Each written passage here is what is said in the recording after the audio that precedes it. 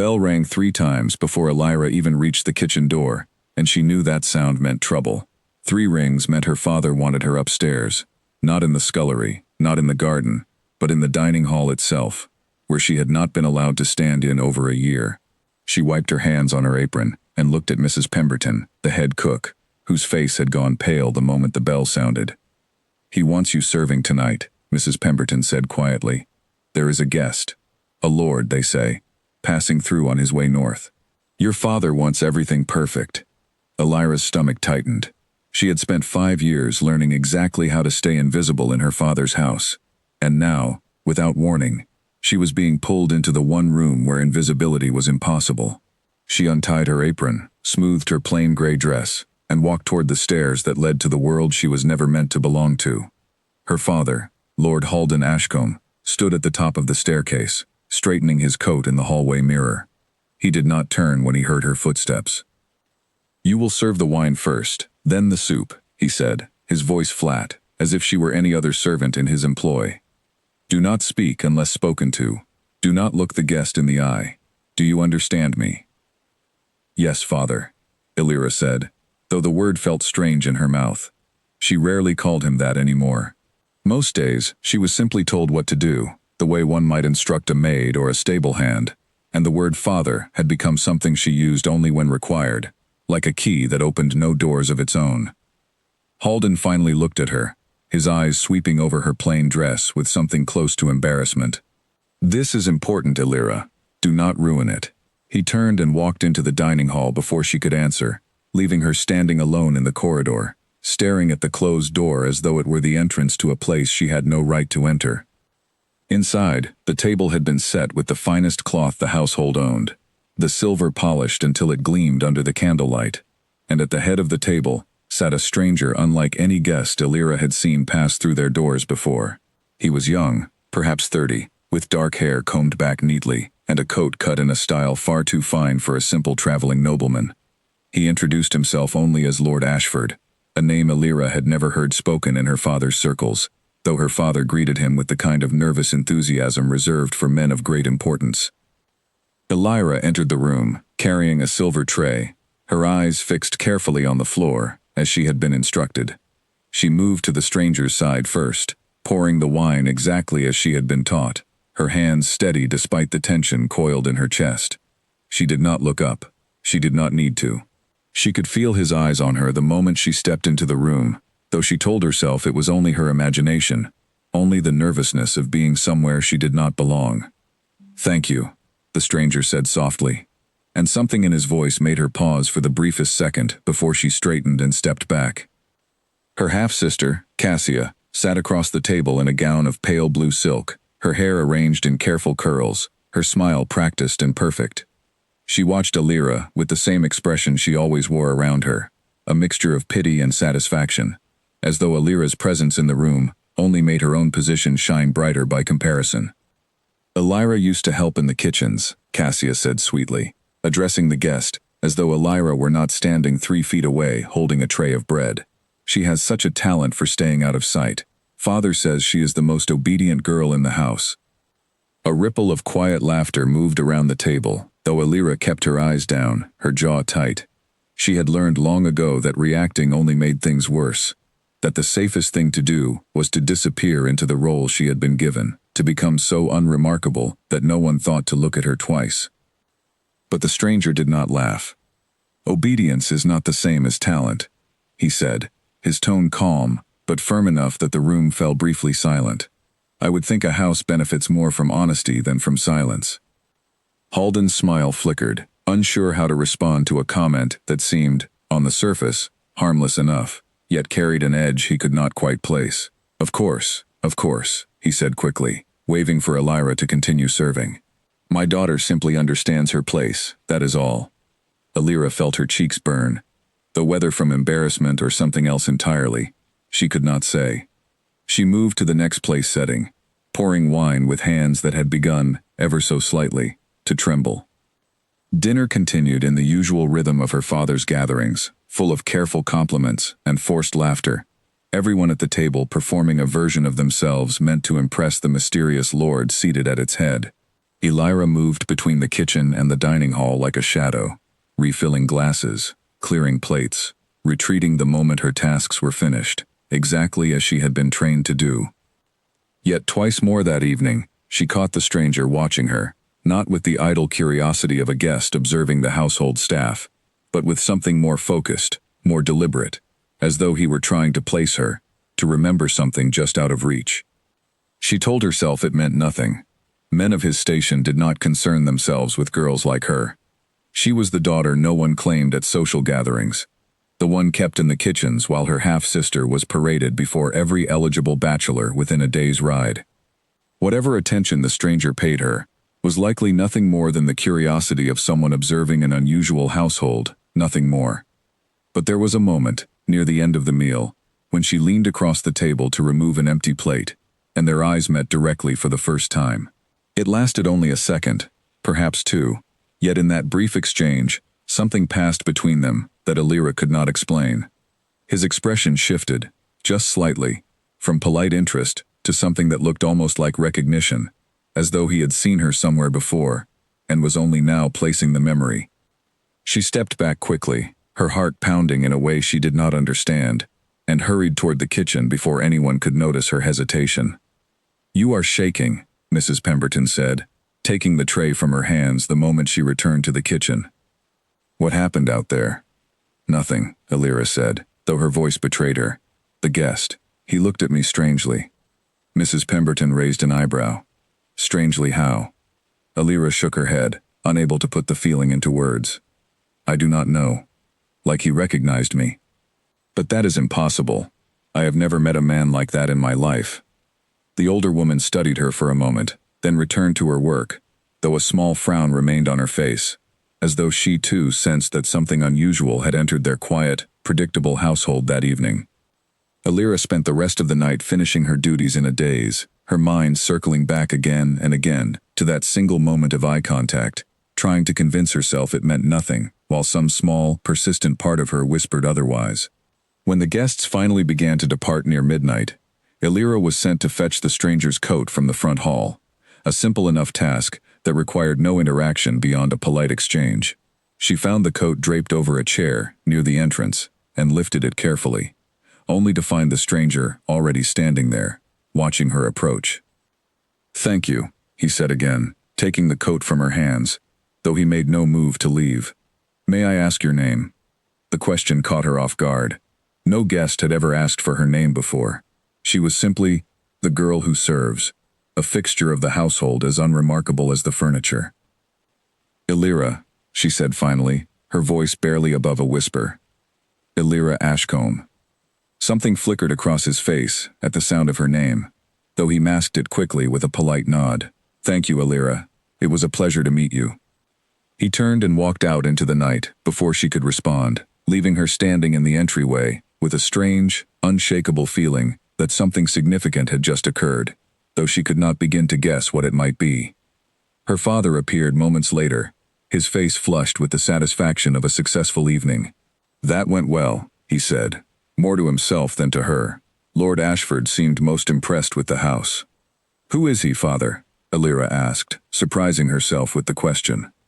Halden waved a dismissive hand. "A traveling nobleman, nothing more. Business connections, useful for your sister's future prospects. Nothing that concerns you." He walked away without waiting for a response, leaving Elira alone in the quiet hall, the candles burning low around her. She stood there for a long moment, staring at the door through which the stranger had disappeared, replaying his question in her mind. "May I ask your name?" Such a simple thing, and yet no one in her father's world had ever thought to ask it before. She did not know, as she extinguished the candles and made her way to the small room she shared with two other servants, that the man who called himself Lord Ashford was not simply passing through on business. She did not know that he had recognized her the moment she stepped into the room, that her name had confirmed a suspicion he had carried for nearly a year, or that the quiet dinner she had been forced to serve that evening was the end of a search that had taken him across 3 counties and countless sleepless nights. She only knew that something had shifted in the world that evening, some small crack in the careful, predictable life she had built for herself, and that she would not fully understand its meaning until it was far too late to prepare for what was coming. Outside, in the cold night air, the man who was not simply Lord Ashford climbed into his carriage and sat in silence for a long while, staring back at the lit windows of the Ashcombe estate. "Well?" asked the man seated across from him, an older gentleman with sharp eyes and a quiet, watchful manner. "Was it her?" "It was her," the Duke of Greymarsh said quietly, his voice carrying a weight that had not been there earlier in the evening. "Elira Ashcombe. After a year of searching, Edmund, I have finally found her." Edmund frowned, glancing back toward the house. "And yet you said nothing. You gave no indication of who you truly are." "No," the Duke said, his jaw tightening as he thought of the way she had been treated at that table, the casual cruelty of her family's comments, the practiced way she had learned to disappear into the background of her own home. "Not yet. Not until I understand exactly what has happened to her in this house, and not until I am certain that revealing myself will not put her in greater danger than she already faces." Edmund said nothing for a moment, simply watching his employer's face in the dim carriage light. "You have waited a year to find her, Alden. What is a little longer?" The Duke did not answer immediately. He simply continued staring back at the house, at the single lit window on the upper floor, where, unknown to him, Elira sat awake long into the night, unable to shake the memory of a stranger's careful gaze and a question no one had ever thought to ask her before. "A little longer," the Duke finally said. "But not much. I have looked away from her once before. I do not intend to make that mistake again." The carriage pulled away from the estate, disappearing into the darkness of the country road, while behind them, the house settled into its usual quiet, unaware that everything within its walls was about to change. Morning came too early for Elira, though sleep had barely touched her through the night. She rose before the other two servants sharing her small room, dressed in the gray uniform that marked her as staff rather than family, and made her way down to the kitchen where the fires were already being lit for breakfast preparations. Mrs. Pemberton looked up from the bread she was kneading, studying Elira's tired face with knowing eyes. "You did not sleep." "I could not stop thinking about last night," Elira admitted, tying her apron with hands that felt clumsy from exhaustion. "The way he looked at me, the way he asked my name, no guest has ever done that before." "Perhaps he simply has good manners," Mrs. Pemberton offered, though her tone suggested she did not fully believe her own words. "Some men remember that servants are people too." Elira wanted to believe that explanation, wanted to file the strange encounter away as nothing more than an unusual moment between two strangers who would never cross paths again. But something about the way Lord Ashford had watched her throughout dinner, the flicker of recognition in his eyes when she gave her name, refused to let her mind settle. She did not have long to dwell on it, however, because within the hour, the household was thrown into a frenzy of activity. Word arrived that Lord Ashford would be staying in the area for several more days, conducting business with local landowners, and that he had specifically requested to dine again at the Ashcombe estate before continuing his journey north. Halden was ecstatic at the news, pacing through the main hall issuing orders to every servant within earshot. "This is exactly the connection we need," he told his wife, Lady Miriam, who stood near the window with a calculating expression on her face. "A man of his standing, taking such interest in our household. Cassia must be at her absolute best." "Of course," Miriam said smoothly, though her eyes drifted briefly toward the kitchen door, where Elira could be seen carrying a basket of vegetables. "Perhaps it would be best if Elira remained in the kitchens entirely this time. We do not need any distractions." Halden waved a dismissive hand. "She serves well enough." The guest seemed pleased with the household's efficiency. Let her continue as she did last night. Elira, overhearing the conversation from the hallway, felt a strange mixture of relief and unease settle in her chest. Relief that her father, for once, had not sided with her stepmother's attempts to erase her further from the household's visible life. Unease at the thought of facing that same watchful gaze again, of standing in that dining room while a stranger studied her, as though searching for the answer to some private question. The day passed in a blur of preparation. Extra dishes were planned, the finest linens were pressed, and Cassia spent hours with the household seamstress, having a new gown altered to fit perfectly for the evening ahead. Elira, meanwhile, moved through her usual tasks with an unusual heaviness, her mind returning again and again to the memory of dark eyes meeting hers across a crowded table. By the time evening arrived, The dining hall had once again been transformed into a space of careful elegance, candles flickering along the long table, silver gleaming under their warm light. Elira, dressed in her plain uniform, tied back her hair, and made her way upstairs when the bell rang, steeling herself for another evening of careful invisibility. Lord Ashford arrived precisely on time, dressed once again in fine but understated clothing that spoke of wealth without announcing it too loudly. He greeted Halden with polite formality, complimented Lady Miriam on the household's hospitality, and offered Cassia a courteous smile when she was introduced, though Elira noticed, from her position near the sideboard, that his attention seemed to move quickly past her half-sister without lingering. Dinner began much as it had the night before, with careful conversation about business matters, local politics, and the usual pleasantries exchanged between families hoping to secure advantageous connections. Elira served the wine, the soup, the main courses, moving through her duties with practiced efficiency, though she remained acutely aware of Lord Ashford's presence at the head of the table. It was not until dessert was served that he spoke to her directly again. "Miss Ashcombe," he said, using her surname formally, as she set a plate of sweet pastries before him. "I understand you assist in the kitchens, as well as serving at table. That seems an unusual arrangement for a daughter of the house." The table fell silent. Halden's face flushed with embarrassment, and Elira felt every eye turned toward her, waiting to see how she would respond to a question that exposed, in a single sentence, the uncomfortable truth of her position within the family. "I find the work meaningful, my lord," Elira said carefully, keeping her voice steady despite the sudden attention. "There is honor in understanding how a household functions from every angle, not simply from the comfort of the dining room." It was not the answer her father wanted, she could tell from the tightness in his jaw, but it was the only honest response she could give, without either humiliating herself further or exposing the full truth of her circumstances to a stranger. Lord Ashford studied her for a long moment, something unreadable passing behind his dark eyes. "A wise perspective," he said finally. "Not many of noble birth understand that lesson." Lady Miriam's smile grew tight and forced.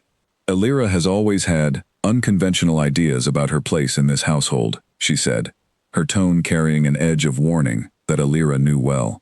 "We have tried to guide her toward more suitable pursuits, but she seems content with simpler tasks.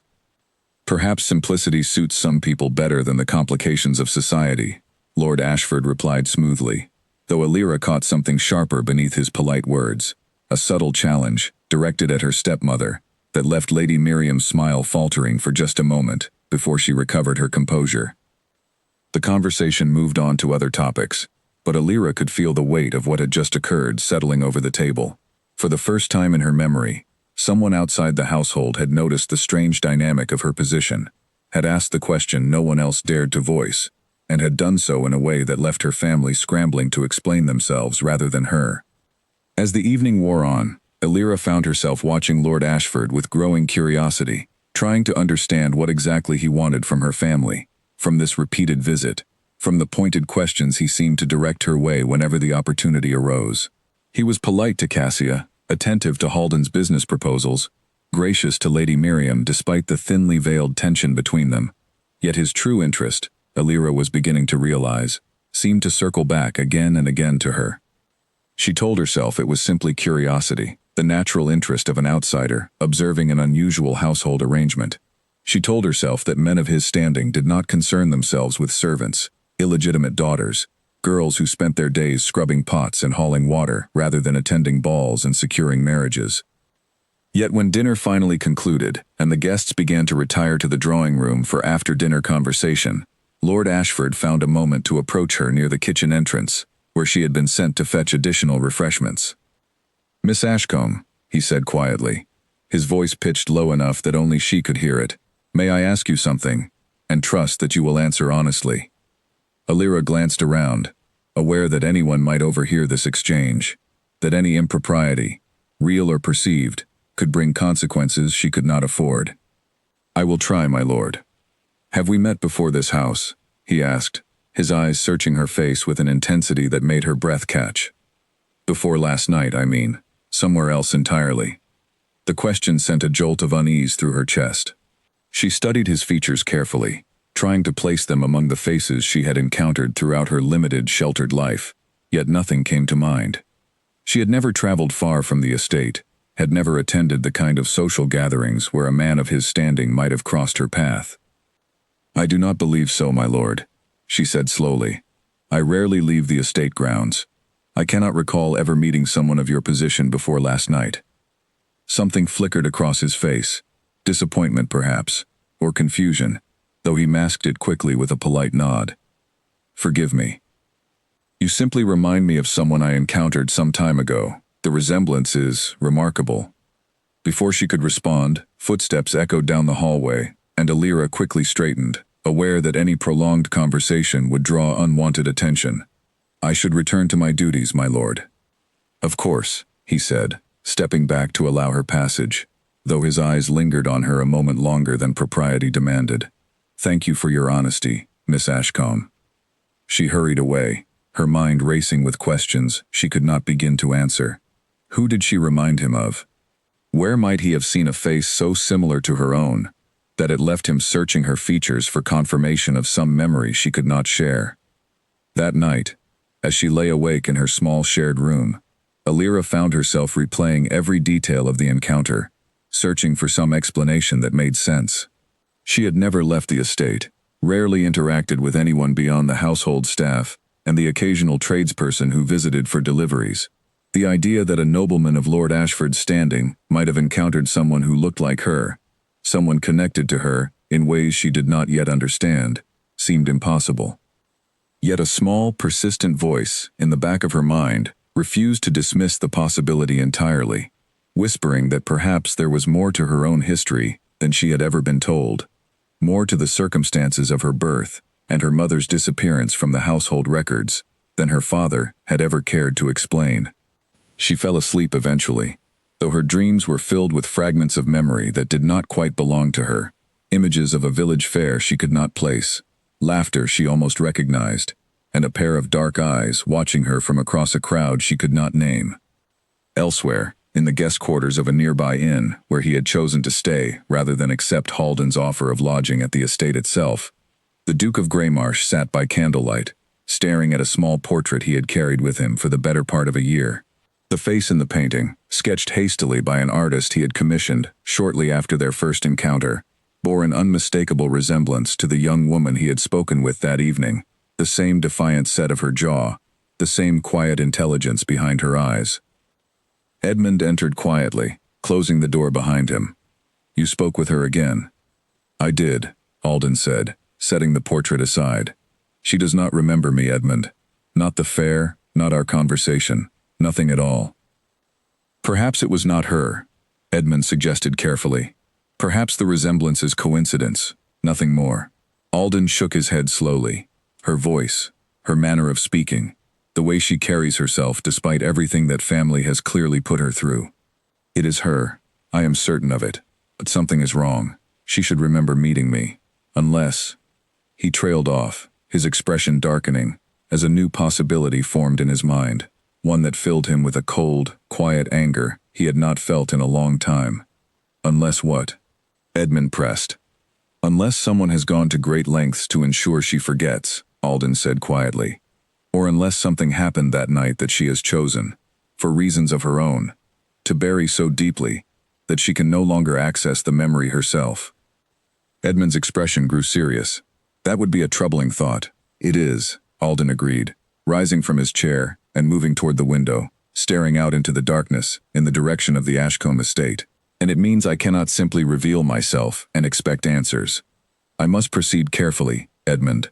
I must understand exactly what has happened to her in that house, and exactly what happened between us that night, before I risk exposing either of us to danger we do not yet understand."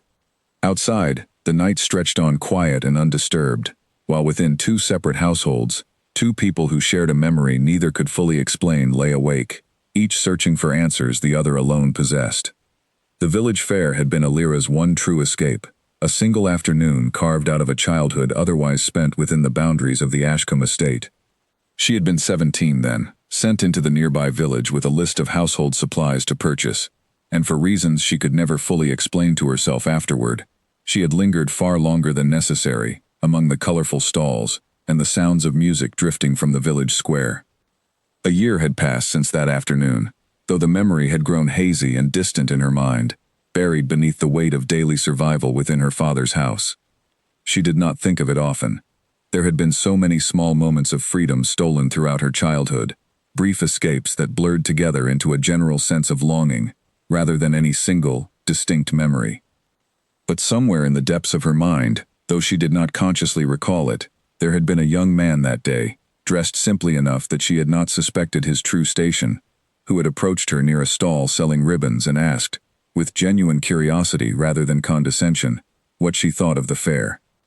They had talked for nearly an hour, wandering between stalls, laughing at the antics of a traveling performer, sharing opinions on everything from the quality of the local bread to the unfairness of a society that judged people by their birth rather than their character. She had spoken more freely with him than she had with anyone in years, emboldened by his anonymity and her own, by the simple fact that neither of them knew the other's true circumstances. She had told him, that afternoon, about her life in broad strokes, careful not to reveal too much, yet honest enough that he had come away with a clear sense of a young woman treated as less than her siblings, valued only for her usefulness rather than her worth. She had not given her name, and he had not pressed for it, respecting some unspoken agreement between them that this brief encounter existed outside the boundaries of their real lives. When the fair began to wind down and the shadows grew long across the village square, she had realized with sudden panic how much time had passed and hurried back toward the estate, leaving him standing near the ribbon stall without a proper farewell, without an exchange of names, without any way to find her again beyond the vague description of a household somewhere to the east. She had not thought of him again in any conscious way, though something about that afternoon had lodged itself deep within her, a fleeting reminder that the world contained kindness she rarely encountered within her own home, that not everyone valued a person based on the circumstances of their birth.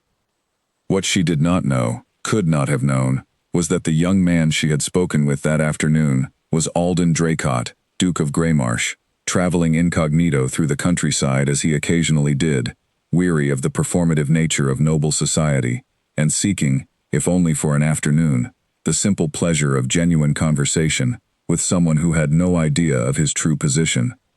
He had returned to that village 3 days later, hoping to find her again, only to learn from a merchant that a household to the east had sent a servant girl for supplies that particular week, though no one could offer more specific information about which estate or which family she might belong to. He had spent the following months making careful, discreet inquiries throughout the region, commissioning a small portrait based on his own description of her features, reaching out to contacts in various households under the pretense of casual social calls, always searching for some sign of the young woman who had spoken to him so honestly, so without pretense, during that single afternoon at the fair. It had taken nearly a year, following countless false leads and dead ends, before a chance mention from a business associate about the Ashcombe estate and its unusual household arrangement had finally led him to Halden's door, disguised under a false name, hoping against hope that the girl he sought might somehow be connected to this particular family. He had not expected, when he arrived that first evening, to find her serving at the very table where he sat as an honored guest, treated with the casual cruelty of a family that seemed to view her as little more than useful furniture. The shock of recognition had been immediate and overwhelming, followed quickly by a growing anger at the treatment he witnessed, and a deeper confusion at her apparent lack of any memory of their previous encounter. Now, as he sat in the quiet of his rented room at the village inn, Alden found himself grappling with questions that had no easy answers. Why did she not remember him? Had something happened in the intervening months that had affected her memory, or had their brief encounter simply meant less to her than it had meant to him, easily forgotten among the countless small interactions of her daily life?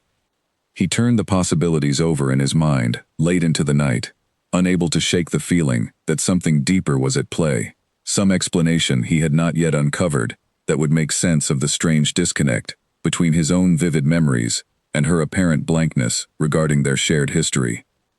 Edmund, ever practical, had suggested the simplest explanation first. Perhaps you made a stronger impression on her than she made on you at the time, my lord. It happens. Not every encounter carries equal weight for both parties involved.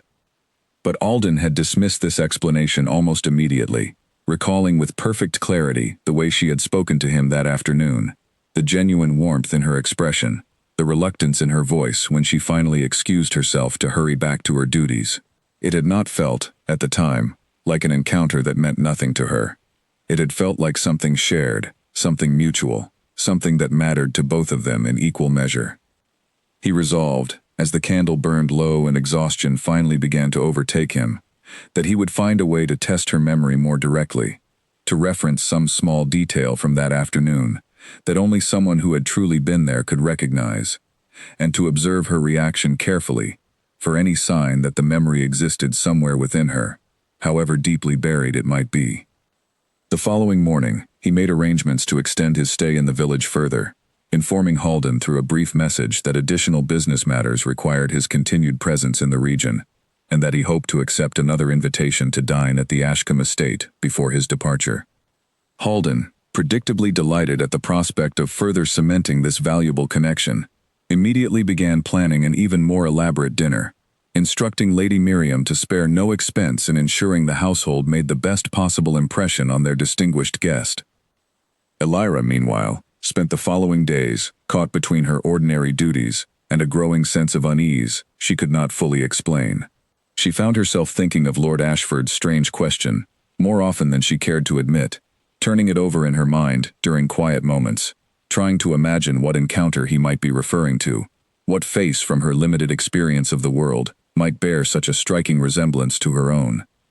She mentioned the encounter briefly to Mrs. Pemberton, hoping the older woman's practical wisdom might offer some clarity, but Mrs. Pemberton simply shrugged, attributing the question to the natural strangeness of noble minds, accustomed as they were to seeing connections and resemblances that ordinary people might never notice. Some of these lords fancy themselves great observers of human nature, Mrs. Pemberton said, kneading dough with practiced efficiency. He probably saw a resemblance to some lady he once courted, and thought little more of it. You worry too much about matters that do not concern you, child. Elira nodded, wanting to believe the simple explanation, yet unable to fully shake the strange feeling that had settled over her since that conversation, a sense that something important had been said, something that deserved more attention than she was currently giving it. She did not know, could not have known, that the answer to her confusion lay in a memory she had simply filed away as one of many small moments of stolen freedom throughout her childhood, a memory that had meant far more to the man asking the questions than it had ever meant to her at the time, precisely because he alone had understood, even in that brief afternoon encounter, exactly who he was speaking with, while she had remained blissfully unaware of the true significance of the stranger she had spent an hour laughing with, near a stall selling colorful ribbons. As the days passed and preparations for the next dinner intensified throughout the household, Elira found herself increasingly aware of a strange anticipation building within her, a nervous energy she could not fully attribute to the practical demands of serving at another elaborate meal.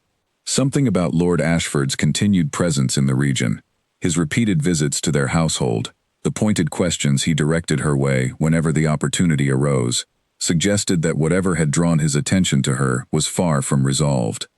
She began, without fully realizing it, to pay closer attention to the small details of her own history, the fragments of information about her mother that her father had shared over the years, the circumstances of her birth that had always been discussed in hushed, careful tones, designed to discourage further questions.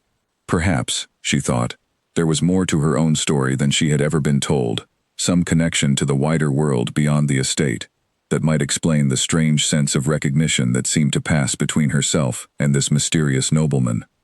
But whenever she tried to press her father for more information about her mother, about the years before her birth, about anything beyond the simple explanation that her mother had died shortly after bringing her into the world, Halden's expression would close off entirely, his tone growing sharp and dismissive, in a way that discouraged further questions. "The past does not matter, Elira," he told her one afternoon, when she had gathered enough courage to ask directly whether her mother had ever traveled beyond the estate grounds, whether she might have had connections to families of higher standing than their own modest household. "What matters is your place in this household now, and your continued usefulness to this family. Do not waste time dwelling on matters long since settled." She had accepted his dismissal, as she always did, retreating back into the safety of her daily routines, yet the questions continued to nag at her, growing louder with each passing day, as the date of the next dinner drew closer, as she found herself anticipating, with a mixture of dread and something she could not quite name, another encounter with the stranger, who seemed to see something in her that no one else in her life had ever bothered to notice. The third dinner arrived, with an air of forced celebration, throughout the Ashcombe household, though Alira could not shake the growing unease that had settled over her since her father's announcement that Lord Ashford would once again be their guest. She spent the morning helping prepare an elaborate menu, her hands moving through familiar tasks while her mind remained elsewhere, circling back again and again to the strange question the stranger had posed to her days before. "Have we met before this house?" The words repeated in her thoughts like a puzzle she could not solve, a door she could sense but not quite locate the key to open. Lady Miriam had grown increasingly suspicious over the past days, watching Alira with narrowed eyes whenever the topic of Lord Ashford arose, though she said nothing directly, choosing instead to increase Alira's workload in ways clearly designed to keep her occupied and, ideally, entirely absent from the evening's festivities. "There is far too much to prepare for a proper household to spare hands for serving alone," Lady Miriam announced that afternoon, assigning Alira to oversee the cleaning of the entire East Wing, a task that would consume hours she might otherwise have spent resting before the evening's demands began. Perhaps this time, one of the regular staff can manage the serving duties. Halden, distracted by his own anxious preparations for impressing their distinguished guest, waved away the suggestion without much thought. "Whatever arrangement works best, my dear. I trust your judgment on household matters." Alira spent the following hours scrubbing floors and dusting furniture in rooms rarely used by the family, her body exhausted by the physical demands of the work, while her mind continued to wrestle with unanswered questions. She wondered, as she worked, whether Lady Miriam's sudden reassignment had been designed specifically to keep her away from Lord Ashford, whether her stepmother had noticed something in his behavior that Alira herself had failed to fully grasp. By the time evening arrived, Alira had convinced herself that she would spend the night in the kitchens rather than the dining hall, that whatever strange connection had seemed to exist between herself and the mysterious lord would remain unexplored, buried beneath the practical demands of a household determined to keep her in her proper place. Yet fate, or perhaps something more deliberate, intervened when one of the regular serving staff fell ill, just an hour before the guests were expected to arrive, leaving the household short-handed and forcing Lady Miriam, despite her evident reluctance, to call Alira back into service for the evening. "You will serve," Lady Miriam said tightly, finding Alira in the East Wing corridor, still dressed in her cleaning clothes and covered in a fine layer of dust. "Change quickly. We cannot have you appearing before our guest in such a state." Alira hurried to change, her heart beating with a strange combination of anxiety and something she was reluctant to name as anticipation, and made her way to the dining hall just as the first guests began to arrive. Lord Ashford entered precisely on schedule, his eyes moving immediately around the room in a manner that suggested he was searching for someone specific, and Alira felt a flush of warmth spread through her chest when his gaze finally settled on her, standing near the sideboard, with a tray of appetizers in hand. Something in his expression shifted, relief perhaps, or satisfaction, though he quickly composed himself and greeted Halden and Lady Miriam with his usual polite formality. The dinner proceeded much as the previous evenings had, with careful conversation about business and social matters, though Alira noticed that Lord Ashford seemed more restrained tonight, more thoughtful in his interactions, as though he were carefully choosing his words and his moments of attention with particular purpose. It was not until the meal was nearly finished that he found his opportunity, requesting, with perfect politeness, that Alira accompany him briefly to fetch a specific vintage of wine from the cellar, one he claimed to have particular knowledge of and interest in discussing with the household staff regarding its proper storage and aging. Halden, eager to please his important guest in any way possible, immediately agreed to the request, instructing Alira to escort Lord Ashford to the cellar as he wished. The walk to the cellar stairs passed in tense silence, Alira acutely aware of the impropriety of the situation, despite her father's explicit permission, her mind racing through possible explanations for why a nobleman would request such an unusual errand, rather than simply asking a regular servant to fetch the wine himself. Once they reached the relative privacy of the cellar stairs, away from the main gathering, Lord Ashford turned to her, with an expression far more serious than any he had worn throughout the evening's proceedings. "Forgive the unusual request," he said quietly. "I needed a moment to speak with you privately, and this seemed the least suspicious way to arrange it." Elira's heart pounded. "My lord, if this is improper, I must ask that we return to the dining hall immediately. My position in this household is precarious enough, without additional complications."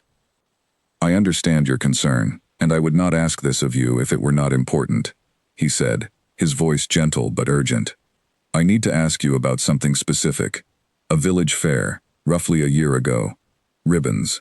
A traveling performer. A conversation that lasted perhaps an hour near closing time." Elira felt something shift in her memory, a fragment surfacing that she had not consciously accessed in months. The image of colorful ribbons fluttering in a light breeze, the sound of distant music, a voice asking her genuine questions about her thoughts on the fair, rather than simply issuing commands or dismissing her presence entirely. "There was a young man," she said slowly, the memory sharpening as she spoke. "We talked for a while. About the fair, about everything really. I never learned his name."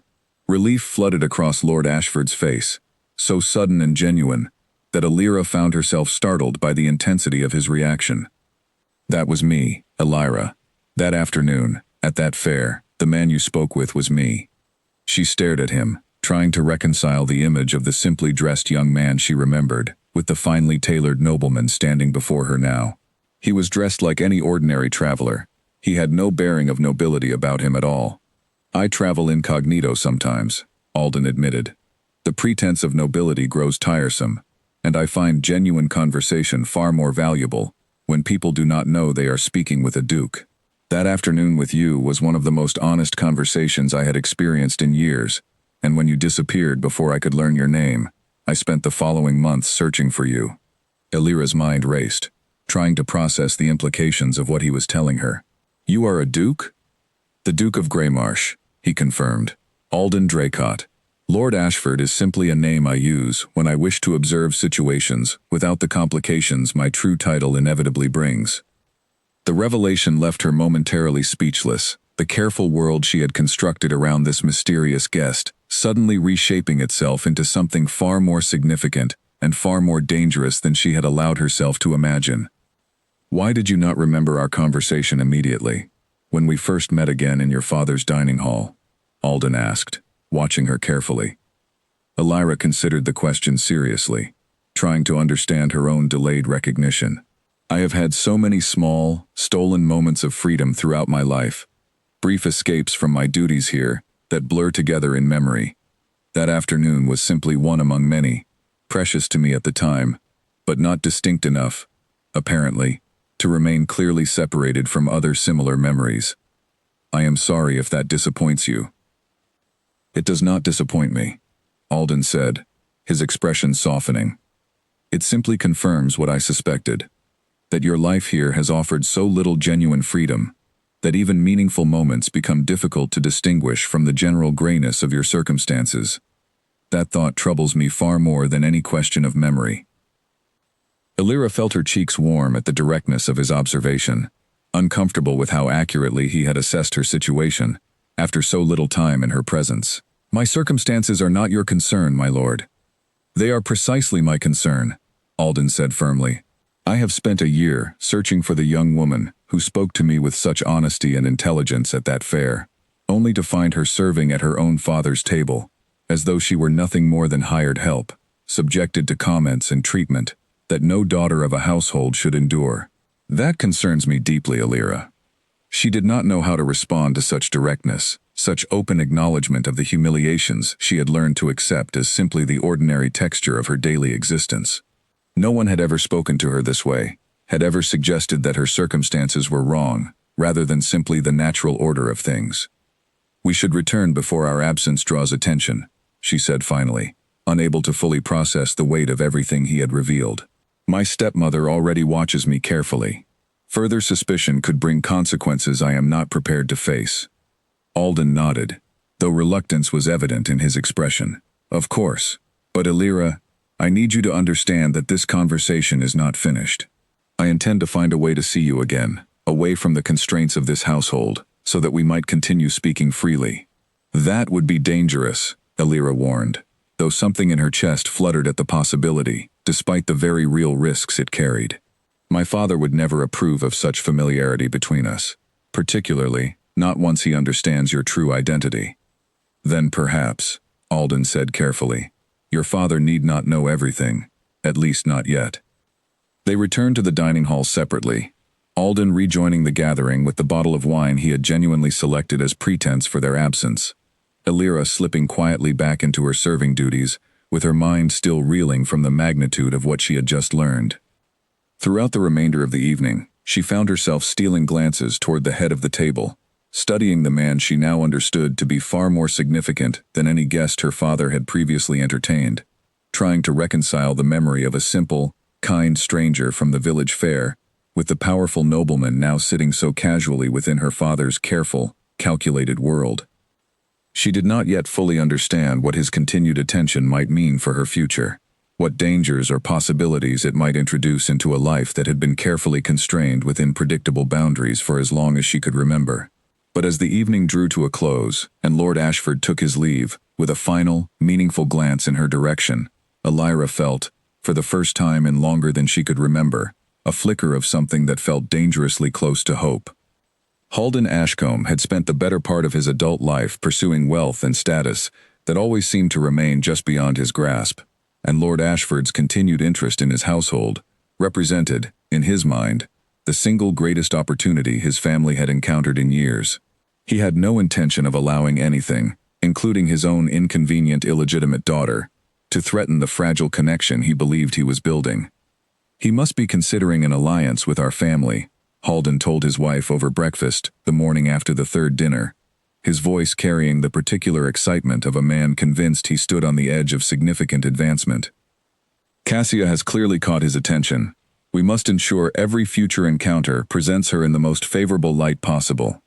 Lady Miriam, stirring her tea with deliberate slowness, said nothing immediately, though her expression suggested she did not share her husband's confident interpretation of recent events.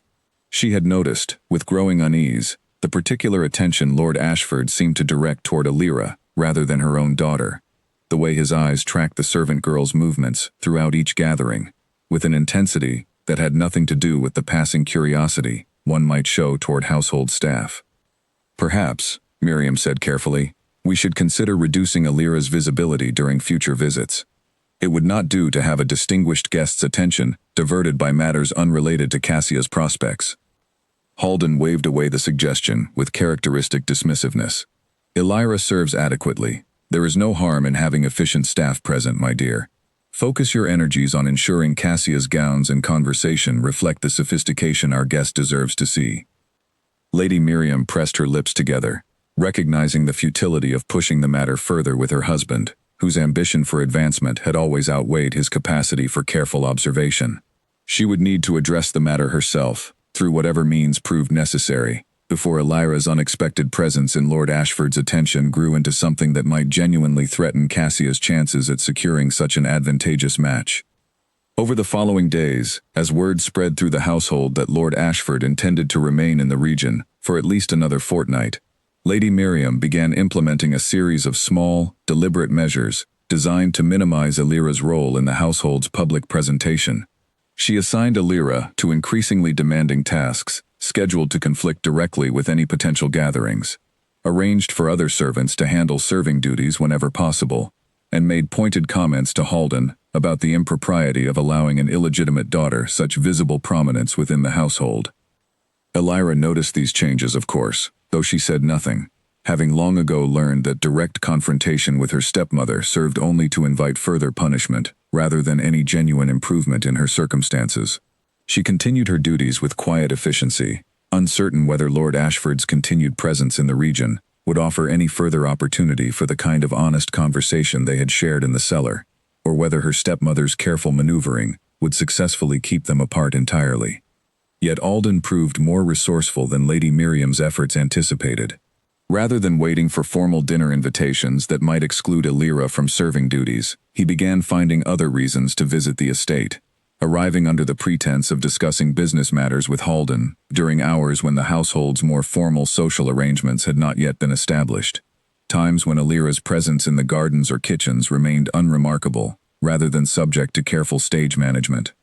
Their first such encounter occurred nearly a week after the cellar conversation, when Alden arrived unannounced one afternoon, claiming urgent business matters required Halden's immediate attention. While waiting for the household's master to be summoned from his study, Alden found himself alone in the garden, where Alira happened to be gathering herbs for the kitchen's evening preparations. "This seems to have become something of a pattern," Alira observed, glancing up from her work with a small, cautious smile as he approached. "Urgent business matters that always seem to arrive precisely when I am occupied in some corner of the estate." "I would not call it entirely coincidental," Alden admitted, a slight smile of his own tugging at his lips. "Though I assure you, the business matters themselves are genuine enough. Your father has proven quite eager to discuss various investment opportunities whenever I express interest." "My father would discuss anything with you if he believed it might secure Cassia's future," Alira said, returning her attention to the herbs before her, though her voice carried no particular bitterness, simply the flat acknowledgement of a truth she had long ago accepted about her family's priorities. "And what of your future, Alira?" Alden asked, his tone growing more serious. "Has anyone in this household ever concerned themselves with securing that?" She paused, considering the question, with the same careful honesty that had first drawn his attention during their fair conversation a year earlier. "My future has always seemed a simple enough matter. I will continue serving this household until circumstances change in some way I cannot currently predict. Perhaps I will eventually marry some tradesman or minor gentry willing to overlook the circumstances of my birth. Perhaps I will simply grow old within these walls, useful enough to remain but never valued enough to be truly welcomed as family." The matter-of-fact way she described such a bleak future left Alden momentarily speechless. The casual acceptance of circumstances that struck him as fundamentally unjust, revealing just how thoroughly her family had convinced her that such limitations were simply the natural order of her existence. "That future does not have to be your only possibility," he said quietly. Alira looked up at him then, something wary entering her expression. "My lord, I appreciate your concern. Truly, I do. But I must be careful about what possibilities I allow myself to imagine. This household has taught me, through repeated and sometimes painful lessons, that hope for anything beyond my current circumstances tends to lead only to disappointment.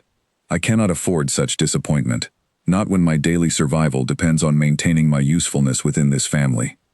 "I understand your caution," Alden said, "but I would ask you to consider, at least, that not every possibility beyond these walls leads inevitably to disappointment.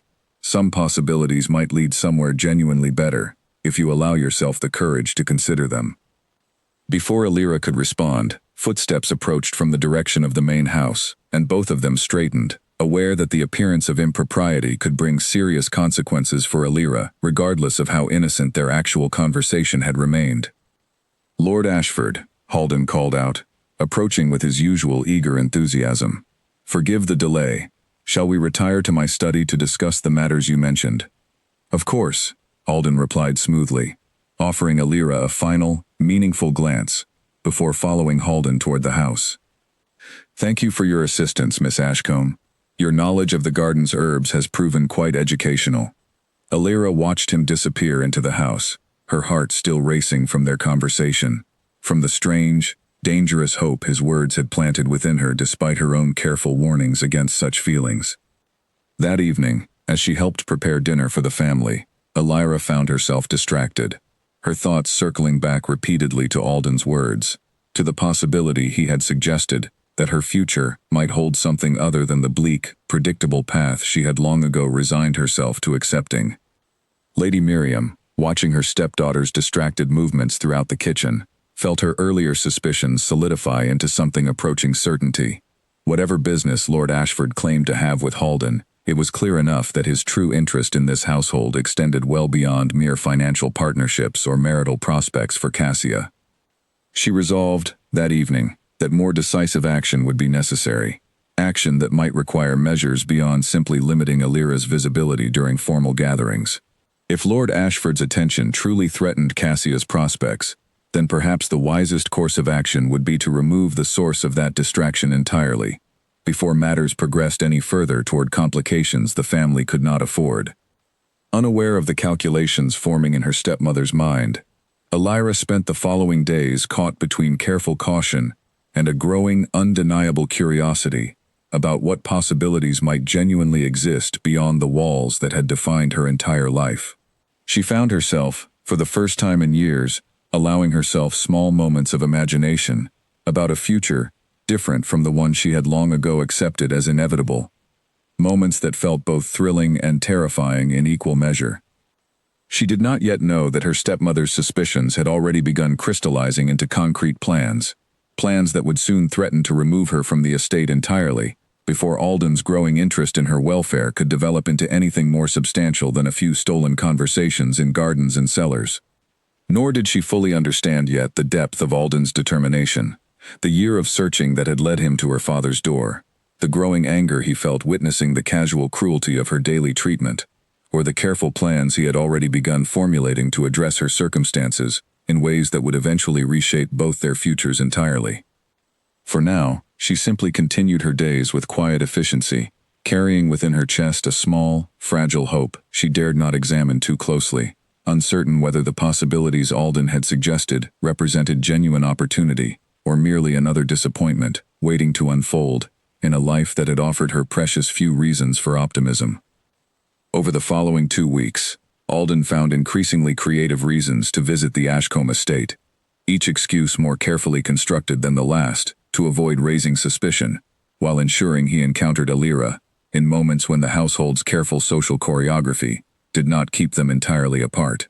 He discussed grain prices with Halden when he genuinely had no interest in local agriculture.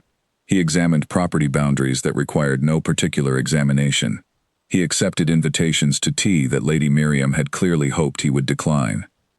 Each visit brought a stolen conversation, sometimes only a few minutes long, other times stretching into a half hour when circumstances allowed, always conducted in the margins of the household's attention, in gardens and hallways, and the brief moments when Elira's assigned duties happened to intersect with wherever Alden managed to position himself.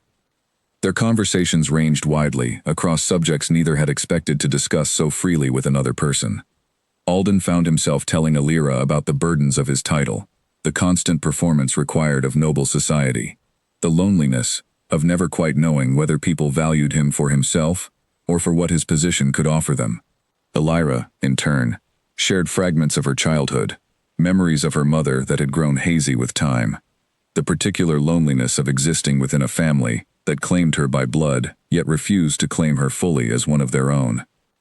"Your mother?" Alden asked one afternoon, as they walked along the edge of the estate's orchard, maintaining careful distance from each other, in case anyone happened to observe them from the house. "What do you remember of her?" Elira considered the question thoughtfully. "Very little, honestly. She died when I was quite young, and my father rarely speaks of her. I know only that she worked in this household before my birth, that their relationship was never formalized through marriage, and that her death shortly after I was born left my father with an inconvenient daughter he never quite knew what to do with." "Do you know anything of her family, her origins, before she came to work here?" "Nothing at all," Elira admitted. "Whenever I have asked, my father has discouraged further questions, insisting that the past holds no relevance to my present circumstances. I have learned, over the years, that pressing the matter only brings his displeasure, without yielding any additional information." Alden fell silent for a moment, his expression thoughtful, in a way that suggested his mind had wandered toward considerations he was not yet ready to share. "It strikes me as unusual that a man would refuse to discuss the mother of his own child so thoroughly. Most fathers, even those uncomfortable with the circumstances of a child's birth, retain at least some willingness to share basic information." "Perhaps there is shame involved," Elira suggested. "Perhaps my mother's circumstances were considered particularly scandalous, even by the standards of illegitimate births, and my father prefers to bury that history entirely, rather than risk it becoming known more widely." "Perhaps," Alden agreed, though something in his tone suggested he was not entirely convinced by this explanation, that some other possibility had begun forming in his mind that he was not yet prepared to voice aloud. Their conversations continued in this manner over subsequent visits, each meeting deepening the connection between them, while simultaneously increasing the risk of discovery. Lady Miriam's suspicions had grown sharp enough that she had taken to watching Alira's movements more carefully than ever, questioning household staff about her whereabouts during Lord Ashford's visits, growing increasingly convinced that something improper was occurring beneath her careful supervision of the estate's social arrangements. It was during one such visit, nearly 3 weeks after their initial reunion at that first dinner, that Lady Miriam finally caught the two of them together, standing close in conversation, near the estate's small chapel, far enough from the main house that they had believed themselves adequately private from observation. "Alira," Lady Miriam called sharply, her voice cutting through the quiet afternoon air with unmistakable displeasure.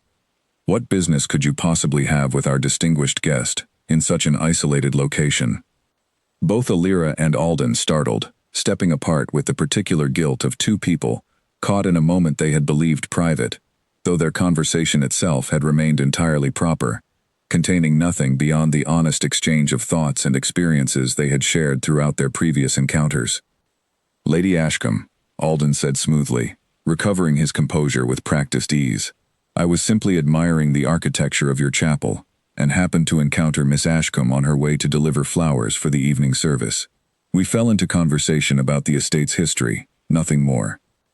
Lady Miriam's expression suggested she did not entirely believe this explanation, though propriety prevented her from directly challenging a nobleman's account of events. "I see," she said tightly. "Alira, your father requires your assistance in the kitchens immediately. Perhaps Lord Ashford would prefer to return to the main house, where proper hospitality can be arranged." Alira glanced briefly at Alden before hurrying away toward the house, her heart pounding with anxiety about what consequences might follow from this discovery, however innocent the actual circumstances of their conversation had been. She did not have long to wait for those consequences to manifest. That evening, after the household's usual dinner had concluded and Alden had departed for his lodgings at the village inn, Lady Miriam summoned Alira to her private sitting room, her expression carrying the particular coldness that Alira had learned, over years of experience, preceded significant unpleasantness. "I will not tolerate whatever inappropriate familiarity has developed between you and Lord Ashford," Lady Miriam began without preamble, her voice controlled but sharp with barely suppressed anger. "You are a servant in this household, Alira, regardless of the blood you share with my husband. Your continued presence here depends entirely on your usefulness and your proper behavior. Do you understand what I am telling you?" "I have done nothing improper," Alira said, though her voice trembled slightly under the weight of her stepmother's cold fury. "Lord Ashford has simply spoken with me on occasion, as any guest might speak with household staff. There has been nothing beyond ordinary conversation between us." "Ordinary conversation does not typically occur in isolated locations, away from the observation of the household," Lady Miriam countered sharply. "I have watched you these past weeks, Alira. I have seen the way you seek his company, the way he seeks yours. This must stop immediately, before it destroys your sister's prospects for a genuinely advantageous marriage."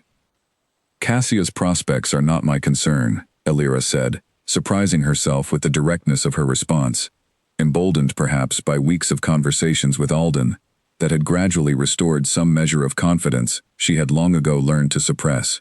"I have not sought Lord Ashford's attention. If he chooses to speak with me during his visits, that is his decision, not mine to control." Lady Miriam's face flushed with anger at this unexpected defiance. "You forget your place, girl. This household has provided you with shelter and purpose, despite the shameful circumstances of your birth. You would do well to remember that such generosity can easily be withdrawn should your behavior continue to threaten this family's interests." The threat hung in the air between them, clear enough despite its careful phrasing, and Alira felt a familiar cold fear settle in her chest, the same fear that had governed her behavior throughout most of her life within this household. Yet alongside that fear, something new had begun to take root over the past weeks, a small kernel of resistance that Alden's genuine regard for her welfare had helped cultivate. "I understand your concerns, Lady Miriam," she said carefully, choosing her words with deliberate caution. "I will endeavor to conduct myself with appropriate propriety during any future encounters with Lord Ashford or any other guest of this household." Lady Miriam studied her for a long moment, apparently searching for genuine submission beneath Alira's carefully measured words. though something in her expression suggested she remained unconvinced that the matter had been fully resolved. "See that you do," she said finally. "I will be watching closely, Alira. Do not test my patience further on this matter." Alira retreated from the confrontation, with her composure barely intact, her mind racing through the implications of what had just occurred. Lady Miriam's threat, however carefully phrased, represented a genuine danger to her already precarious position within the household, a danger that could result in her removal from the only home she had ever known, regardless of how little genuine warmth that home had ever offered her. Yet even as fear settled heavily in her chest, she found herself unable to fully regret the weeks of conversation that had led to this confrontation, unable to wish away the growing connection with Alden that had, for the first time in years, offered her genuine hope for a different kind of future. She did not know, as she made her way back to her small shared room that night, that Lady Miriam's suspicions had already prompted more decisive action than a simple warning conversation, that plans were already forming to remove Alira from the estate entirely, before Lord Ashford's continued interest could develop into something the family could no longer control or contain.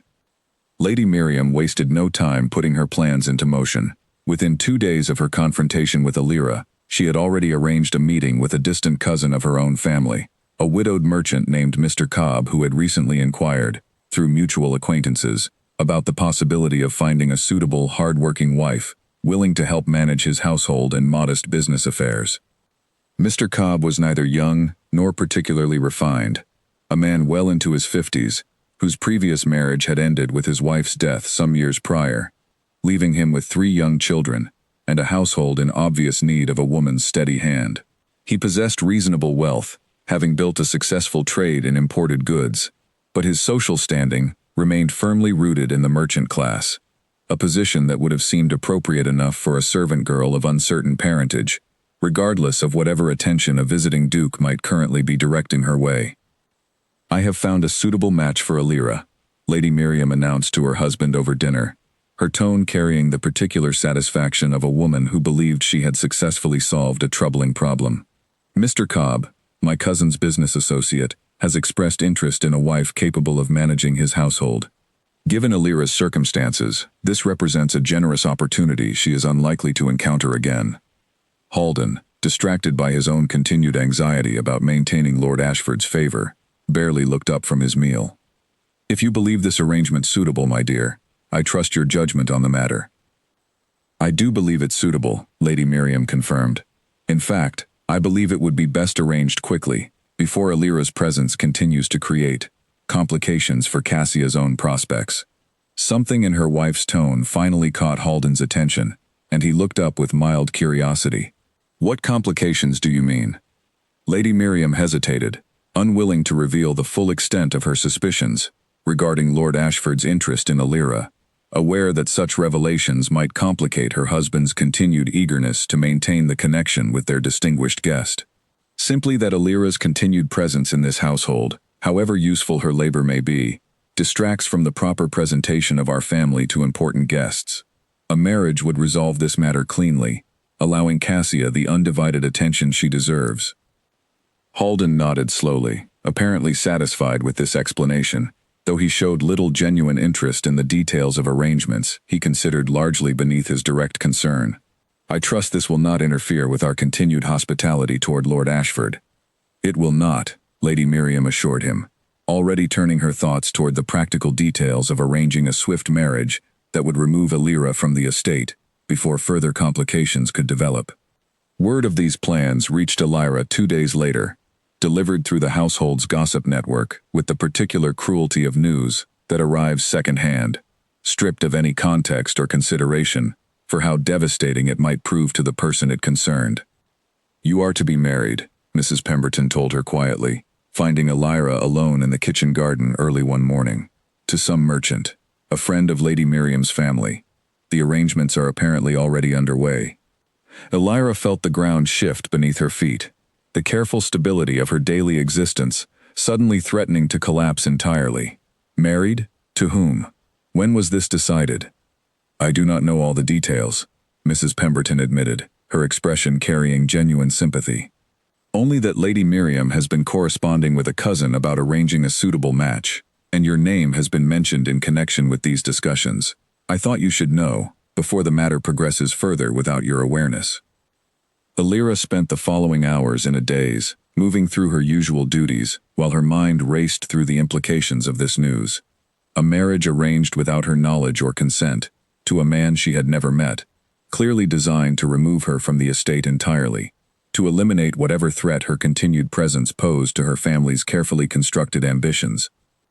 She recognized immediately the connection between this sudden urgency toward marriage and the confrontation with Lady Miriam, following her discovery of Alira's conversations with Lord Ashford. Whatever suspicions her stepmother harbored about the true nature of that connection, they had apparently proven sufficient motivation to accelerate plans that might otherwise have remained purely theoretical. That afternoon, when Alden arrived for another of his carefully constructed business visits with Halden, Alira found an opportunity to speak with him briefly in the estate's small library, where she had been sent to retrieve a book requested by her father for his meeting. "I need to tell you something," she said quietly, aware of the risk involved in seeking him out directly, rather than waiting for one of his usual carefully arranged encounters. "My stepmother has arranged a marriage for me. To a merchant, someone I have never met. The arrangements are apparently already underway." Alden's expression darkened immediately, his hands tightening at his sides as he processed this information. "When is this marriage intended to take place?" "I do not know the exact timeline," Alira admitted.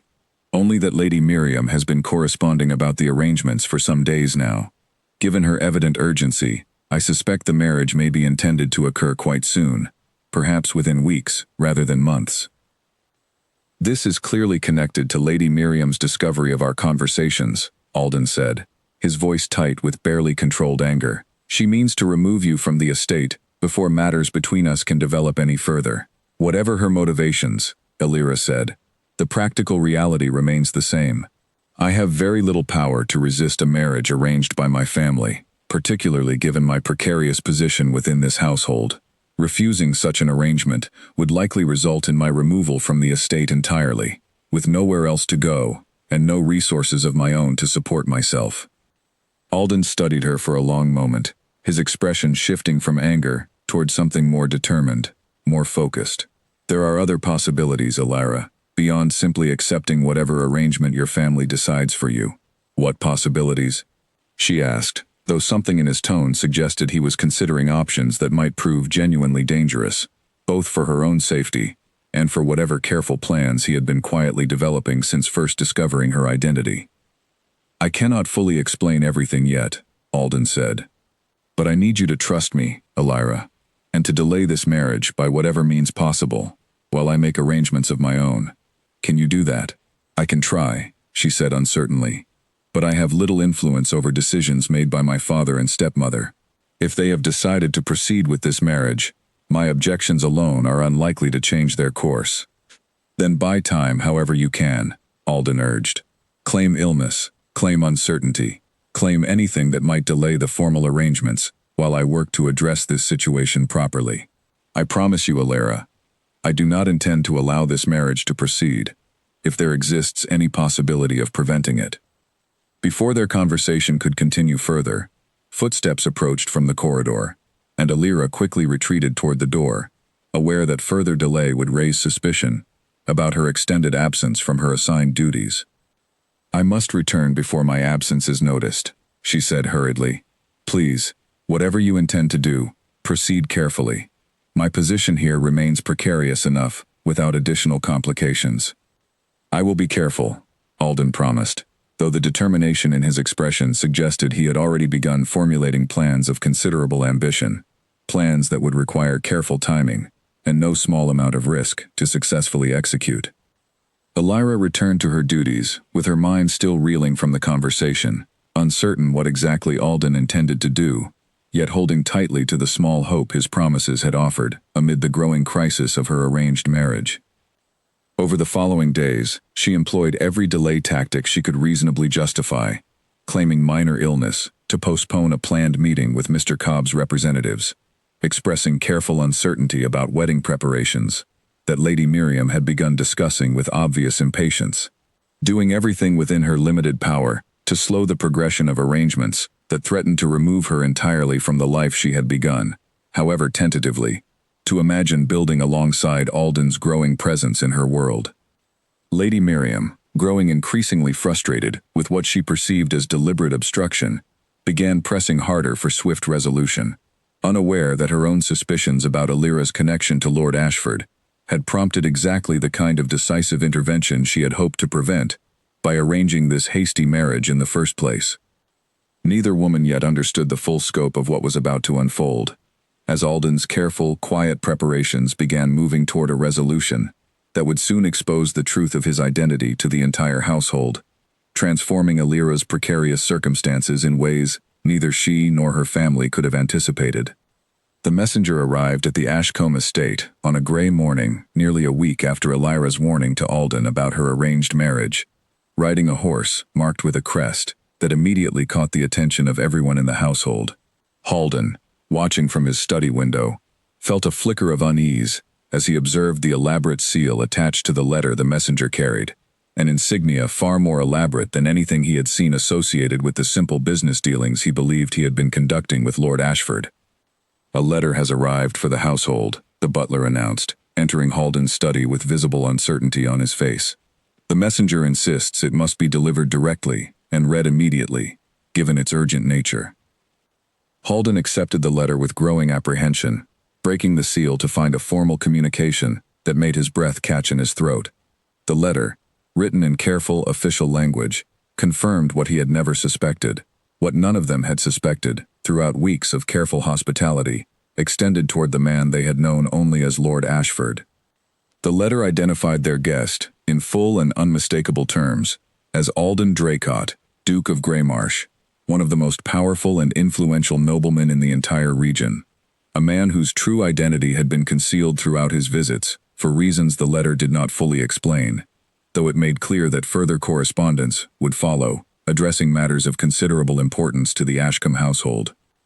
Alden sat frozen at his desk, the implications of this revelation crashing over him in waves of horror and calculation. A duke, not simply a wealthy merchant or minor nobleman seeking business connections, but a duke of genuine power and standing, someone whose favor could elevate his family beyond anything he had previously imagined possible, or whose displeasure could destroy everything he had spent years carefully building. He immediately summoned Lady Miriam to his study, showing her the letter with hands that trembled slightly from the shock of this unexpected revelation. "A duke," Lady Miriam whispered, reading the letter's contents with growing disbelief. "He has been a duke this entire time, and we treated him as merely a wealthy traveler." "We treated him well enough," Alden said, though uncertainty colored his voice. "Our hospitality was genuine, our attention to his comfort sincere. Surely that will count favorably, regardless of our ignorance of his true position." But even as he spoke these reassuring words, Alden's mind raced through the details of the past weeks, searching for moments that might have caused offense, interactions that might have revealed inappropriate familiarity or disrespect toward a man they had believed merely a useful business connection, rather than one of the most powerful figures in the entire region. Lady Miriam's face had gone pale as she considered the same troubling possibilities, her mind immediately jumping to the confrontations she had orchestrated regarding Alira's conversations with the man they now understood to be a duke. If Lord Ashford's true identity had been concealed specifically to observe their household's genuine behavior, rather than their performed hospitality, then every instance of Alira's mistreatment, every dismissive comment made in his presence, every attempt to keep her hidden from his attention, had been witnessed directly by a man now revealed to hold power that could utterly destroy their family's prospects. "Alira," Lady Miriam said suddenly, her voice tight with dawning horror, his attention toward Alira, the questions he asked, the private conversations, the way he sought her out repeatedly, despite my efforts to prevent it. Alden's expression shifted from confusion to alarm as the pieces began falling into place. "You believe his interest in Alira relates somehow to his true identity, that his visits here were never truly about business matters at all?" "I do not know what to believe," Lady Miriam admitted, "but the pattern of his behavior, now understood in light of this revelation, suggests something far more significant than simple curiosity about household staff." What if his interest in her represents something we have completely misunderstood? Something that could either greatly benefit or catastrophically harm this family depending on how we have handled the situation. Their anxious speculation was interrupted by the arrival of a second messenger, this one requesting, on behalf of the Duke of Greymarsh, that the entire Ashcombe household gather that evening for a formal dinner, at which important matters would be discussed regarding the family's future.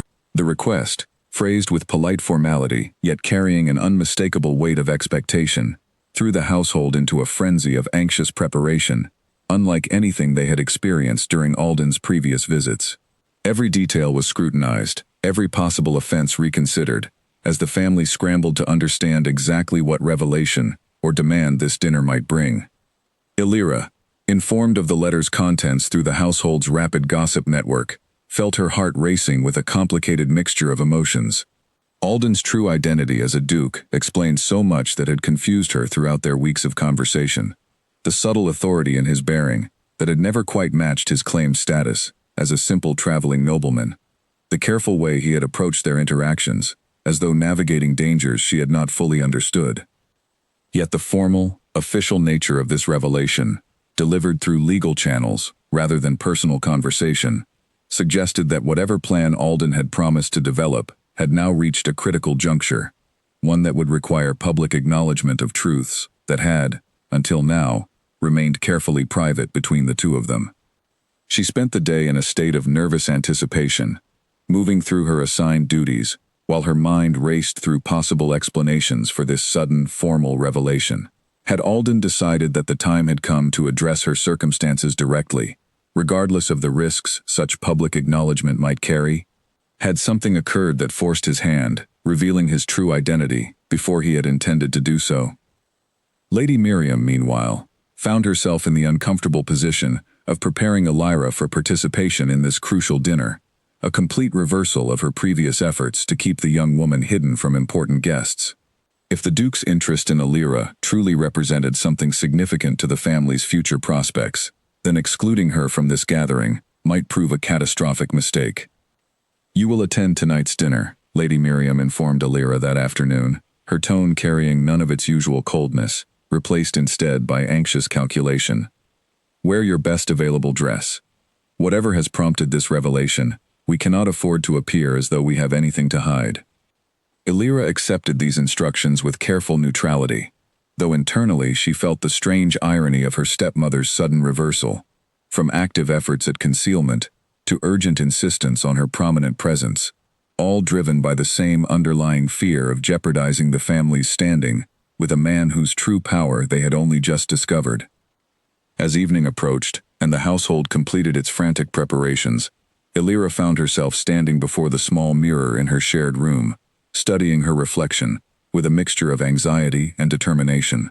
Whatever occurred that evening, whatever revelations or consequences might follow from Alden's formal acknowledgement of his true identity, she resolved to face the moment with whatever dignity she could muster, regardless of how her family's careful facade might crumble around her.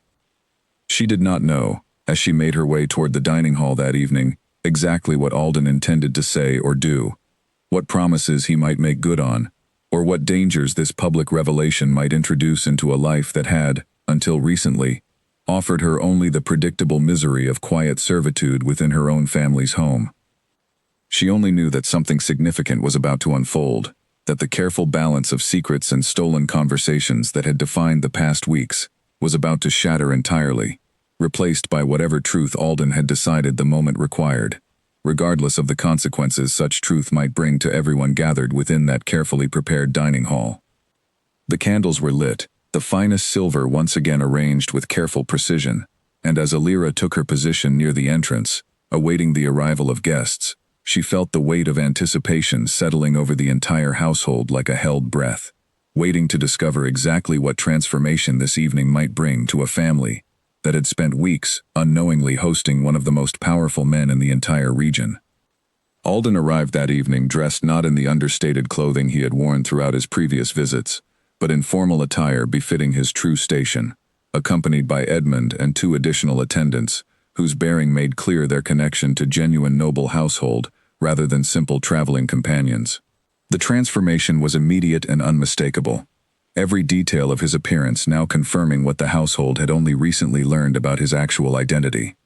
Halden greeted him at the entrance with elaborate, nervous formality, his usual confident manner replaced by the anxious deference appropriate for addressing a duke rather than a mere business associate. "Your Grace, we are deeply honored by your continued presence in our home, and we offer our sincerest apologies for any inadequacy in our previous hospitality, given our unfortunate ignorance of your true position. Your hospitality throughout my visits has been perfectly adequate for the purposes I required," Alden replied evenly, his tone carrying a formality that Alira, watching from her position near the dining hall, recognized as distinctly different from the warmth he had shown during their private conversations. "Though I suspect, Lord Ashcombe, that you may find tonight's discussion considerably more challenging than our previous business dealings." The ominous quality of this statement did little to ease Halden's evident anxiety, and he ushered his distinguished guest into the dining hall with visible unease, gesturing for the family to take their seats as the meal's initial courses were brought forward. Cassia, dressed in her finest gown and clearly hoping to salvage whatever advantage might still exist in this suddenly transformed situation, attempted to engage Alden in the kind of careful, flattering conversation she had employed throughout his previous visits.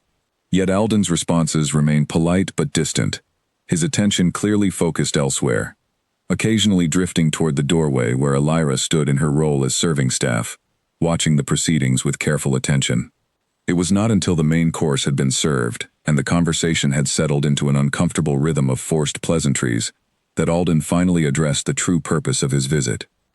"I believe," he said, setting down his utensils and looking directly at Halden with an expression that brooked no evasion, "that it is time to discuss the matter that has brought me to your household these past weeks, a matter that extends well beyond the business dealings we have previously discussed."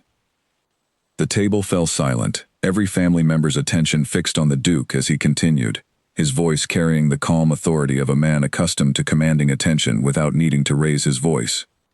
"Nearly a year ago," Alden began, "I encountered a young woman at a village fair, someone whose honesty and character left a profound impression on me, though circumstances prevented me from learning her identity at that time. I have spent the better part of a year searching for her, following whatever fragments of information I could gather, until my search eventually led me to this household." Halden's face had gone pale, his gaze flickering nervously toward Alira, who stood frozen near the sideboard, her heart pounding, as she realized the moment Alden had promised was finally arriving. "That young woman," Alden continued, his eyes moving deliberately toward Alira, "is your daughter, Alira. I recognized her the moment I entered your household weeks ago, though it took some time to confirm through conversation that my search had indeed reached its intended conclusion." A ripple of shocked murmurs passed through the assembled family, though Alden continued speaking before anyone could interject, his tone growing increasingly firm and direct. "What I have witnessed since that recognition, however, has troubled me deeply. I have observed the casual cruelty with which this household treats a young woman who shares your own blood, Lord Ashcombe, relegating her to servitude while celebrating her half-sister's prospects, subjecting her to comments and treatment that no member of a genuine family should ever endure from those meant to love and protect her." "Your Grace," Halden stammered, "surely you understand that circumstances of birth necessarily create certain, practical arrangements within any household. We have provided for Alira's basic needs throughout her life, sheltered her, given her purpose within our home. You have given her labor without love, purpose without dignity, and shelter without genuine belonging." Alden countered sharply, his composed formality giving way to something closer to controlled anger. "I have watched this young woman serve at your table while your wife made cruel remarks about her position, watched you dismiss her concerns and questions without genuine consideration, watched your daughter Cassia treat her sister's presence as merely an opportunity for favorable comparison rather than genuine familial connection." Lady Miriam's face had drained of all color, her earlier calculations about salvaging the family's prospects crumbling entirely in the face of this direct, public condemnation of their treatment toward Alira. "Your Grace, we never intended any genuine cruelty, merely the practical necessities of managing an unconventional household arrangement." "Practical necessities do not require humiliation," Alden said firmly. "They do not require arranging a marriage without consent to remove an inconvenient reminder of uncomfortable circumstances, as I understand you have recently attempted to do." This revelation, that Alden had somehow learned of the arranged marriage plans, sent another wave of shocked murmurs through the family. Lady Miriam's expression shifting from pale anxiety to something approaching panic as she realized the full extent of what the Duke apparently knew about their private family dealings. Throughout this exchange, Elira had remained frozen near the sideboard, watching the confrontation unfold with a mixture of vindication and overwhelming emotion. The public acknowledgement of treatment she had endured silently for years, finally being spoken aloud, given voice by someone with the power, and standing to demand accountability from her family, in ways she had never possessed herself. Alden rose from his seat, moving around the table toward where Elira stood, his expression softening as he addressed her directly for the first time since beginning his formal condemnation of her family's treatment. "Elira," he said gently, "I apologize that circumstances required this public revelation rather than a more private conversation, but I could not in good conscience allow your family to continue their treatment of you, or their plans to remove you through an unwanted marriage, without addressing the matter directly and completely." Elira felt tears gathering in her eyes, overwhelmed by the accumulated weight of years of quiet suffering, finally being acknowledged, defended, given the validation she had never dared hope to receive from anyone with genuine power to change her circumstances. "Thank you," she managed to say, her voice unsteady with emotion. "No one has ever spoken for me this way before." "That injustice ends tonight," Alden said firmly, turning back to address the stunned family gathered around the table. "I have spent this past year searching for a woman whose character and honesty impressed me more deeply than any noble lady I have encountered throughout years of careful, calculated courtship attempts within proper society. Having found her, I have watched her treated with a cruelty that no person deserves, particularly not from her own family." He paused, allowing the weight of his words to settle over the assembled group, before continuing with quiet, unmistakable determination. "I do not intend to allow this treatment to continue, nor do I intend to allow any arranged marriage to proceed that would separate Elira from the possibilities her character and worth genuinely deserve. Whatever plans this family has made regarding her future, those plans end now." Alden opened his mouth to respond, though no words emerged, the full scope of what was unfolding, leaving him utterly unprepared for how to proceed. Lady Miriam's earlier calculations about salvaging advantage from this situation had crumbled entirely, replaced by dawning recognition that whatever future the Duke intended for Elira would proceed regardless of their objections or preferences. Cassia, watching the scene with an expression caught between shock and dawning jealousy, remained silent, apparently recognizing that whatever advantage she had hoped to secure through this important connection had already slipped entirely beyond her grasp, redirected toward the very half-sister she had spent years treating with careless cruelty. The dining hall remained silent for a long moment, the weight of Alden's declaration settling over everyone present, before he turned back toward Elira, his expression softening once again into something far more personal than the formal authority he had displayed throughout his confrontation with her family. "Elira," he said quietly, extending his hand toward her, "would you do me the honor of stepping away from this table, from this role you have been forced to occupy for far too long, and allowing me to speak with you properly, as the woman I have searched for this past year, rather than as the servant this household has insisted on treating you as?" Elira looked around the dining hall, at her father's stunned silence, at her stepmother's crumbling composure, at her half-sister's dawning realization of everything she had taken for granted throughout years of careless privilege, and felt something shift fundamentally within her own understanding of what her future might now hold. She stepped forward, away from the sideboard where she had stood, serving countless meals throughout years of quiet servitude, and accepted Alden's extended hand, feeling the weight of years of accumulated pain and hope finally converging into a single, transformative moment. "Yes," she said simply, her voice carrying newfound strength despite the emotion still evident in her expression. "I would welcome that conversation, Your Grace." Together, they walked from the dining hall, leaving behind a family struggling to comprehend the sudden, complete transformation of circumstances they had spent years carefully constructing, unaware that this moment marked not merely the end of one chapter in Elira's difficult history, but the beginning of an entirely different future than any of them could have previously imagined possible.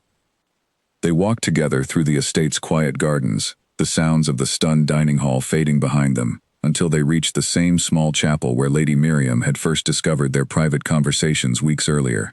The evening air carried a gentle chill, and Alira wrapped her arms around herself, still processing the magnitude of everything that had just unfolded within her father's dining hall. "I owe you a fuller explanation," Alden said, stopping beneath the chapel's simple archway, "for the timing of tonight's revelation, and for what I hope to propose, now that the truth of my identity and my intentions have finally been made clear to everyone involved. I confess, I do not fully understand what has just occurred," Alira admitted. "One moment my family was anxiously preparing to impress a powerful nobleman whose true identity remained unknown to us, and the next, that same nobleman was publicly condemning their treatment of me and declaring intentions I scarcely dare to interpret correctly." Alden smiled gently at her characteristic honesty, the same quality that had first drawn his attention during their fair conversation nearly a year earlier. "Then allow me to speak plainly, Alira, without the careful diplomatic language required for addressing your family. I have spent this past year searching for you, because our brief conversation at that fair convinced me that I had encountered someone of genuine character and intelligence, qualities I have found disappointingly rare throughout years of navigating noble society's careful performances and calculated courtships. Having found you," he continued, "and having witnessed the circumstances of your life within your father's household, my determination to address your situation has only deepened. I do not intend to simply reveal my identity and depart, leaving you to face whatever consequences my brief involvement in your life might bring. I intend, if you will have me, to offer you a future entirely different from anything this household has ever provided." Alira's heart raced as she began to understand the full implication of his words, though caution remained a deeply ingrained habit, developed through years of disappointment and careful self-protection. "What exactly are you proposing, Your Grace?" "Marriage," Alden said simply, his directness carrying none of the careful diplomatic phrasing typically employed for such significant proposals. "I am asking you to become my wife, to leave behind this household and the treatment you have endured here, and to build a genuine partnership with me based on the honesty and mutual respect we discovered together at that fair, and have continued discovering throughout these past weeks of careful, stolen conversation." The proposal, delivered with such straightforward sincerity, left Alira momentarily speechless, the magnitude of the transformation being offered almost too significant to fully comprehend. From servant to duchess, from a life defined by quiet suffering and diminished expectations, to a future she had never allowed herself to genuinely imagine as possible. "This is considerable to consider," she said finally, her voice carrying both wonder and lingering caution. "You barely know me, beyond our brief conversation at that fair, and these past weeks of careful, limited interaction. How can you be certain that marriage between us would offer genuine happiness, rather than simply exchanging one set of complicated circumstances for another?" "I cannot be entirely certain of anything regarding the future," Alden admitted honestly. "But I can tell you that throughout years of calculated courtship attempts within proper noble society, I have never encountered anyone who spoke to me with the genuine honesty you displayed that afternoon at the fair, nor anyone whose character, tested by the difficult circumstances of your life, has revealed such remarkable strength and dignity, despite everything working against you." He paused, taking her hands gently in his own. "I am not offering you simply an escape from difficult circumstances, Alira, though I recognize that alone would represent significant improvement to your life. I am offering you genuine partnership, built on the same honest connection we discovered together, developed further through weeks of conversation that have only deepened my respect and affection for who you truly are." Alira felt tears gathering in her eyes once again, though these carried none of the pain that had characterized so much of her previous emotional experience within her father's household. "I have spent my entire life believing that my worth was limited to my usefulness, that genuine happiness and partnership were possibilities, reserved for others more fortunate than myself. Your proposal asks me to believe something entirely different about my own value and potential future." "Then believe it," Alden said gently. "Believe that the young woman who spoke so honestly to a stranger at a village fair, who has maintained her dignity and character despite years of mistreatment, who has shown remarkable courage in continuing our conversations, despite the very real risks such connection posed to her precarious position, deserves genuine happiness and partnership, not merely survival within circumstances designed to diminish her worth. Elira looked up at him, studying his expression in the gentle evening light, searching for any hesitation or uncertainty that might suggest this proposal represented merely momentary impulse rather than genuine, considered intention. She found none, only steady conviction and genuine affection that matched the careful attention he had shown throughout their weeks of conversation. "Yes," she said finally, her voice growing stronger with each word. "Yes, I will marry you, Alden. I will build this future you have proposed, this partnership based on honesty and genuine respect, rather than continuing to accept whatever diminished existence my family has always assumed I deserved." Alden's expression broke into a genuine smile, relief and joy evident in every line of his face as he drew her into a gentle embrace, the formal distance required by their previous careful interactions finally giving way to the genuine warmth they had both been carefully restraining throughout weeks of stolen conversation. They remained in the quiet garden for some time, discussing practical arrangements that would need to be made, the formal announcement that would need to be issued, the transition from her current circumstances to the entirely different life that awaited her as Duchess of Greymarsh. Yet beneath these practical considerations ran a deeper current of genuine joy and possibility, the sense that both of them had found, through unlikely circumstances and considerable searching, a partnership built on authentic connection rather than mere social calculation. When they eventually returned to the main house, they found the dining hall largely empty, the family having retreated to process the evening's dramatic revelations in whatever private manner each member found necessary. Alden sat alone in his study, staring at nothing in particular, apparently still struggling to comprehend how thoroughly the evening's events had transformed his understanding of both his daughter's worth and his own household's failures. Lady Miriam had retreated to her own chambers, her earlier calculations about advantageous marriages and careful social positioning replaced by uncomfortable recognition of how completely her efforts to control the family's circumstances had ultimately backfired, driving away the very connection that might have offered genuine benefit to their household's standing. Cassia remained in the drawing room, staring into the fire with an expression that suggested genuine reflection rather than simple jealousy, perhaps beginning to understand for the first time the true cost of years spent treating her half-sister with careless cruelty rather than genuine familial warmth. Elira found herself feeling, surprisingly, more compassion than triumph as she observed her family's scattered, subdued reactions to the evening's transformative events. Whatever resentment she had accumulated over years of mistreatment, the genuine happiness now available to her seemed to soften the edges of that old pain, replacing bitter satisfaction with simple relief that her difficult circumstances had finally reached a resolution she had never dared imagine possible. "Will you return to this household again?" she asked Alden quietly, as they stood together near the entrance hall, preparing for his departure back to the village inn, where proper arrangements for their upcoming wedding would need to be discussed and finalized. "Only if you wish it," Alden said gently. "Your relationship with your family, however complicated, remains your own to navigate as you see fit. I will support whatever decisions you make regarding continued contact with them, though I hope, in time, that some measure of genuine reconciliation might become possible, if that is something you eventually desire." Elira considered this thoughtfully, recognizing that her feelings toward her family remained complicated, layered with years of accumulated hurt alongside whatever complicated affection still existed for the father who had, despite everything, provided her shelter throughout her difficult childhood. "Perhaps in time," she said finally. "For now, I simply wish to focus on the future we have begun building together tonight."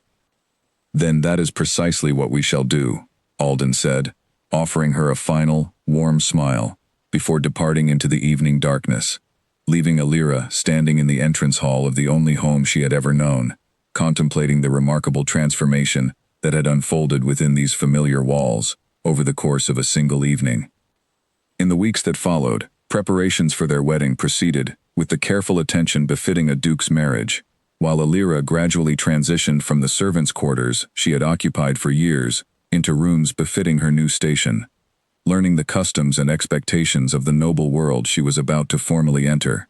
Her relationship with her family remained complicated, marked by careful, tentative conversations rather than immediate, complete reconciliation, though Halden's evident shame at his previous treatment of her offered at least the possibility of genuine improvement over time. On the day of their wedding, standing before the assembled guests in a ceremony far grander than anything she had ever imagined possible for herself, Elira found herself thinking back to that single afternoon at the village fair, to the stranger who had asked genuine questions rather than issuing careless commands, to the year of searching that had eventually led him to her father's dining hall, and to the remarkable journey that had transformed her from an overlooked, undervalued daughter into a woman whose worth had finally been recognized and celebrated by someone whose genuine affection matched her own growing love for him. As she exchanged vows with Alden that day, surrounded by the genuine warmth of a ceremony built on authentic connection rather than calculated advantage, Elira understood, finally and completely, that the years of quiet suffering within her father's household had led, through circumstances neither of them could have predicted, to a future far brighter and more genuine than anything her previous life had ever suggested might be possible. She was no longer the daughter forced to serve at another's table, valued only for her usefulness rather than her worth. She had become, through her own quiet strength and Alden's determined search for genuine connection, the Duchess of Greymarsh, presiding now over her own table, her own household, her own future, built entirely on the foundation of honesty and mutual respect that had first brought them together on an ordinary afternoon at a simple village fair, a year before either of them fully understood the remarkable journey that single conversation would eventually set into motion.